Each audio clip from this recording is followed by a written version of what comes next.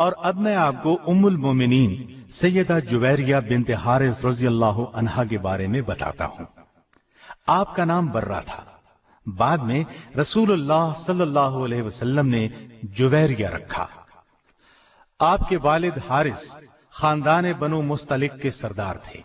آپ کا پہلا نکاح ان کے قبیلے ہی کے ایک شخص مصافہ بن صفوان سے ہوا تھا۔ مصافہ اور آپ کے والد دونوں سخت دشمن اسلام تھے۔ آپ کے والد حارث نے قریش کے اشارے پر مدینہ طیبہ پر حملے کی تیاریاں شروع کی۔ آپ صلی اللہ علیہ وسلم کو خبر پہنچی کہ حارث بن ابو ذرار نے مسلمانوں پر حملہ کرنے کے لیے بہت سی فوج جمع کی ہے۔ نبی کریم صلی اللہ علیہ وسلم نے بریدہ رضی اللہ عنہ کو حالات معلوم کرنے کے لیے بھیجا۔ انہوں نے واپس آ کر خبر کی تصدیق کی۔ رسول اللہ صلی اللہ علیہ وسلم نے صحابہ کو جمع کیا اور جنگ کی تیاری کا حکم دیا۔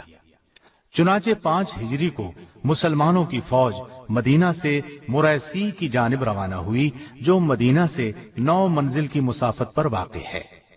مسلمان فوج نے اسی مقام پر قیام کیا۔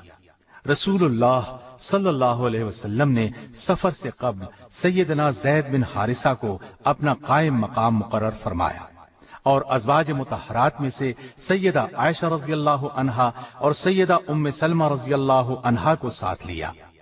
اسلامی لشکر نے تیز رفتاری کے ساتھ اچانک ان پر حملہ کیا۔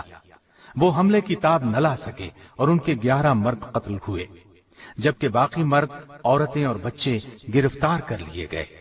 مال اسباب لوٹ لیا گیا۔ 2000 اونٹ اور 5000 بکریاں مال غنیمت میں ہاتھ آئیں۔ چنانچہ انہی قیدیوں میں حارث بن ابو ذرار کی بیٹی برہ بھی تھی، بعد میں جن کا نام جویریہ رضی اللہ عنہا رکھا گیا۔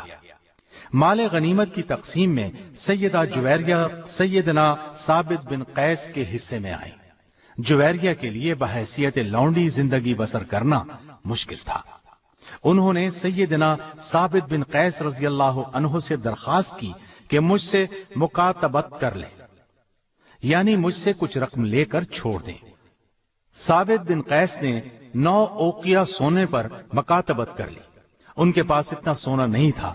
انہوں نے سوچا لوگوں سے چندہ مانگ کر یہ رقم ادا کر دیں۔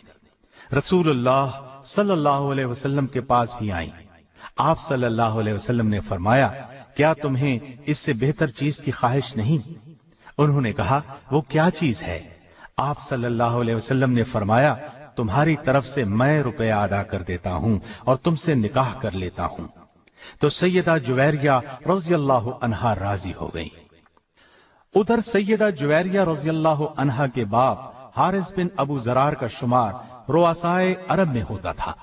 وہ اپنی بیٹی کی گرفتاری سے شدید متاثر ہوا اور رسول اللہ صلی اللہ علیہ وسلم کی خدمت میں آیا۔ اس نے عرض کیا کہ میں عرب کا ایک سرکردہ آدمی ہوں۔ میرا مقام و مرتبہ اور میری بیٹی کی عزت و آبرو اس بات کی اجازت نہیں دیتی کہ وہ کسی کی کنیز بن کر رہے اور اس طرح ذلت کی زندگی بسر کرے۔ میں اپنے قبیلے کا سردار ہوں۔ آپ میری عزت کا احساس کرتے ہوئے میری بیٹی کو آزاد کر دیں۔ نبی کریم صلی اللہ علیہ وسلم نے فرمایا، آپ اپنی بیٹی سے پوچھ لیں، میں معاملہ اس کی مرضی پر چھوڑتا ہوں۔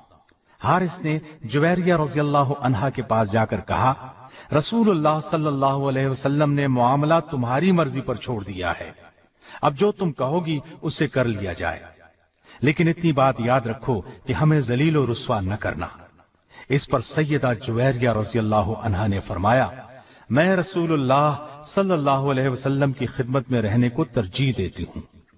رسول اللہ صلی اللہ علیہ وسلم نے ثابت بن قیس کو ان کی طرف سے مکاتبت کی رقم 9 اوقیہ ادا کر کے شادی کر لی اور حارث جو بیٹی کو چھڑانے کے لیے آیا تھا مسلمان ہو گیا۔ رسول اللہ صلی اللہ علیہ وسلم نے جویریہ رضی اللہ عنہا کو آزاد کر کے اپنی زوجیت میں لے لیا۔ جب صحابہ کرام رضی اللہ عنہم کو یہ بات معلوم ہوئی تو انہوں نے بنی مستلق کے قیدیوں کو آزاد کر دیا۔ انہوں نے کہا، اب یہ لوگ رسول اللہ صلی اللہ علیہ وسلم کے سسرالی رشتہ دار ہیں، ہم انہیں قید میں نہیں رکھ سکتے۔ اس طرح بنی مستلق کے 100 گھرانے آزاد ہوئے ام المومنین سیدہ عائشہ رضی اللہ عنہا فرماتی ہیں، میں نے جویریہ رضی اللہ عنہا سے زیادہ کسی کو اپنی قوم کے حق میں بابرکت نہیں دیکھا، جن کی وجہ سے ایک دن میں 100 گھرانے آزاد ہوئے ہوں۔ مستدرک حاکم اور ترمذی کی روایتوں میں ہے کہ سیدہ جویریہ رضی اللہ عنہا فرماتی ہیں، میں نے نبی کریم صلی اللہ علیہ وسلم کی آمد سے 3 رات پہلے خواب میں دیکھا کہ چاند یثرب سے چلا آ رہا ہے اور وہ میری آغوش میں آ گرا ہے۔ میں نے یہ بات لوگوں کو نہیں بتائی، یہاں تک کہ رسول اللہ صلی اللہ علیہ وسلم تشریف لائے۔ جب ہم قیدی بنے تو مجھے اس خواب کی تعبیر نظر آنے لگی، چنانچہ آپ صلی اللہ علیہ وسلم نے مجھے آزاد کر کے اپنی ازواج مطہرات میں شامل فرما لیا۔ جب آپ نبی اکرم صلی اللہ علیہ وسلم کے نکاح میں آئیں، اس وقت آپ کی عمر 20 سال تھی۔ وفات کے وقت عمر 65 سال تھی اور آپ نے ربیع الاول 50 ہجری میں انتقال فرمایا۔ ایک روایت کے مطابق انتقال 56 ہجری میں ہوا۔ مروان نے نماز جنازہ پڑھائی اور جنت البقیع میں دفن کی گئیں۔ آپ صرف چند احادیث کی راوی ہیں۔ اللہ تعالیٰ کی ان پر ہزارہا رحمتیں ہوں۔